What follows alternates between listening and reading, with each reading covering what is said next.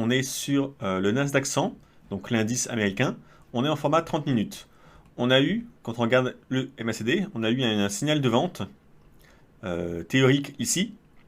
Donc à partir de là, on va regarder est-ce qu'on a les autres signaux valides. Alors sur cette bougie ensuite, donc deux bougies après, on a eu le dépassement des moyennes mobiles en clôture de bougie. Donc là, ça validait le deuxième signal. Et le troisième signal avec Enkinashi, on avait bien trois bougies rouges et pas de mèche haute sur les deux dernières. Donc là, c'était bon. À partir de là, en théorie, on pouvait vendre pour tenter de jouer la stratégie. Donc, on n'était pas devant à ce moment-là, mais ce qu'on voit, c'est que depuis, ça n'a pas bougé, ça a latéralisé. Et là, on revient quasiment au même prix qu'ici. Donc, quasiment le même prix qu'on avait pour vendre ici. Donc, du coup, on va tenter une vente en espérant que le mouvement parte assez rapidement à la baisse. Alors, on va quand même analyser un peu les cours, hein, graphiquement. Donc là, on peut tracer par exemple une oblique, comme ça. Donc une oblique de support très simple à partir des points bas. Et je pense qu'on a quelque chose, voilà, quelque chose comme ça avec le point ici, le point là, là. Et là, on a une espèce de canal haussier. Donc nous, si on tente une vente, en voyant ça, ce qu'on peut viser à la baisse, c'est un retour sur le bas du canal. Donc je vous ai dit, on peut viser soit les points bas ici, mais viser un point bas ici, ça veut dire qu'on va estimer qu'on va casser le canal à la baisse. Et là, c'est peut-être un peu présomptueux de penser ça, parce que la tendance est quand même assez haussière. Donc là, nous, on essaie de prendre le début de la tendance baissière qui pourrait s'amorcer suite au signal MACD et au signal des chandeliers Enkinashi. Mais ça ne veut pas dire que ça va forcément changer la tendance de fond. Donc nous, ce qu'on voudrait, c'est réussir à avoir un petit mouvement de baisse pour aller chercher le bas du canal. Maintenant qu'on a le plan et qu'on voit les niveaux qu'on vise, on va analyser est-ce que c'est un bon trade au niveau du money management et du ratio rendement risque. Alors si je vends ici, je vais mettre un stop à ce niveau-là. Ça fait un stop à 15 points, c'est un peu au-dessus des points hauts. Donc ça fait 15 points de stop. Si je vise le bas du canal en objectif, ça fait, vous voyez, 35 points à peu près, selon le rythme. Ça veut dire qu'on a un ratio rendement risque qui est bien de 2 pour 1. On risque 15 points pour en gagner 30-35.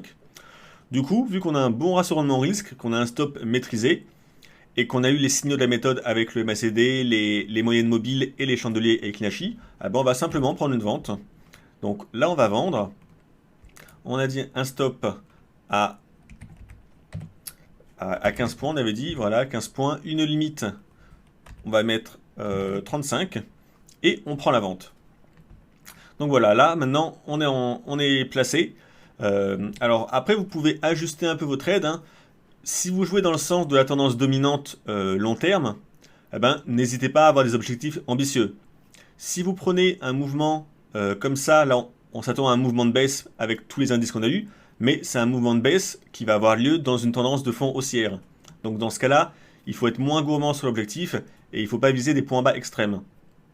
Ça vous permet vraiment de travailler un peu vos graphiques quand même par vous-même et d'affiner un peu quel est l'objectif qu'on va viser si on est dans la tendance principale dominante ou si on est dans le petit mouvement de tendance secondaire, on va dire.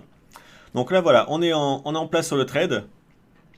Il faudrait que les cours baissent rapidement ici pour venir chercher donc le support. Et si jamais les cours font un nouveau point haut, on admettra qu'on a eu tort et on sortira de position.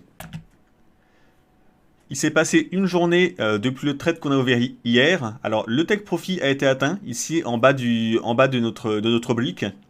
Donc on a gagné nos 35 points. On voit qu'il y a une phase de baisse, c'est remonté tester notre niveau de vente ici, mais avec notre stop là, on était relativement serein. Et là, on a atteint donc le bas du canal.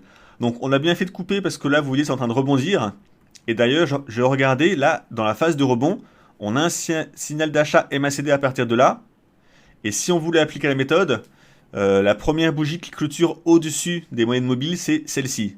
Là, vous voyez, on a clôturé légèrement au-dessus de la moyenne mobile.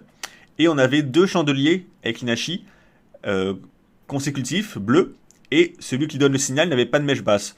Donc là, potentiellement, si on avait été devant l'écran à 5 h du matin, on avait un signal d'achat. En plus, c'était intéressant parce que ce signal d'achat, il arrivait sur le bas du canal haussier. Donc on avait un support chartiste très clair en plus. Donc là, ça aurait été un très bon achat à prendre.